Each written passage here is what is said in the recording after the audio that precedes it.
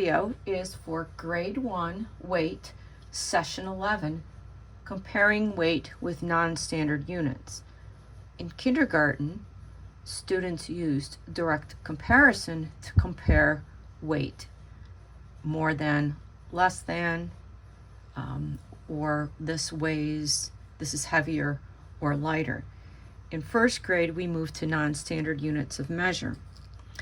We have activity sheet 13, how many cubes? We have items from the Let's Compare kit, and we have snap cubes, Unifix cubes, whatever you have on hand works. The concept here is that these are all the same size and weight and can be used to measure. They're considered non-standard because not everybody has snap cubes or Unifix cubes and uses them as measurement units. So, a brief review of how to use the balance. First, make sure the balance itself is balanced, depending on what brand you have. This one has 2 lines that have to line up. Second, make sure students are using the balance correctly. They are placing objects in the balance, lower it down until it hits the bottom, and then release. This is best done in small groups or pairs with students taking turns counting. And there's a couple ways you can do that. You can count while you're placing the cubes in here. So I have a domino, and I'm going to place 1, 2, 3. Nothing is moving yet here. 4, 5. Oh, it's starting to move. However, these 2 lines are not lined up. I'm going to put another one in here. 6. I'll give it a little pinch here. And that looks to be quite lined up. So I'm going to say that this is even. So you can, if you remember what you counted in, or you can take them out, gently dump them out, and then count 1, 2, 3, 4, 5, 6. 6 cubes, and mark it on the sheet. Next, we're going to go to the car. Same idea. Place the car in there.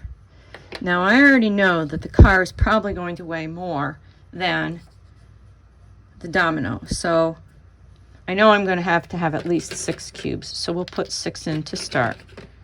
1, 2, 3, 4, 5, 6, 7, 8, 9, 10. No, oh, it's starting to move. Okay, let's go over to yellow. 10, 12. Oh, that seems to be too much. I'm going to take one out and let the balance come to rest. Now, that's not quite even. That's 11 cubes, but I know that 12 is too many.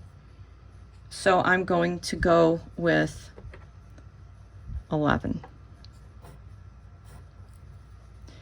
Now we're going to move on to the Smart Stick. And again, it's probably not a bad idea to recount these.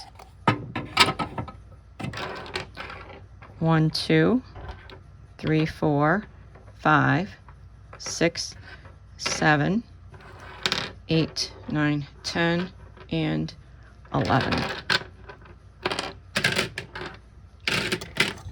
And the last example I will use is the Smart Stick.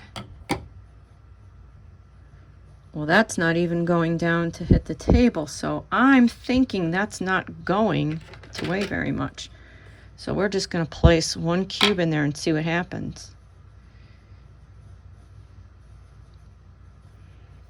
Give a little pinch there. Now, I notice that it's not quite lined up. The Smart Stick seems to be a little heavier I've got 1 cube in there. I'm going to place a second in there to see if that's better. And it doesn't look like it's better. Students catch on to this much quicker than you would think. So I'm going to take the 1. So 2 cubes is too many. 1 cube is not quite even, but it's even enough. So I'm going to call it 1 cube. I'm going to slide this back. Now I've measured the other 2 objects. We have a little plush animal. It happens to be a squirrel. And the squirrel weighed 6 cubes. And then I have a tennis ball, which ended up weighing 18 cubes. Students then work together to complete the questions on the bottom. And again, I underline keywords, or you can box them, or you can put a ring around them, whatever works for your students. The tennis ball weighed the most. The smart stick weighed the least. And you can put the numbers here if you want. The blank weighed more than the blank. And you can keep that open. Students can choose their own if they feel comfortable doing that, and you feel comfortable doing that, or you can give them choices and list it on a smartboard. And that is grade 1 weight measurement.